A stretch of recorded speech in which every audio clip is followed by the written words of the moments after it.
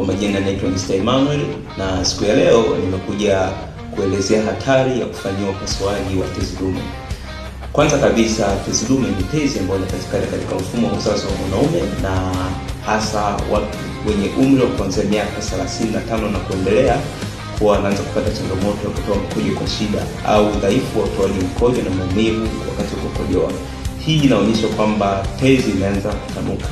Athari kubwa ya changamoto hii kwa watu wanaofanyia upasuaji ni kwamba changamoto unapofanyia upasuaji haiishi au kupona, na kwa sababu uvimbe ule unaotolewa ni matokeo ya changamoto iliyopo ndani. Kwa hiyo kuna 90% changamoto kujirudia tena, na ziko shuhuda za watu wengi waliofanyia upasuaji zaidi ya mara 2, ambapo ni changamoto kubwa zaidi.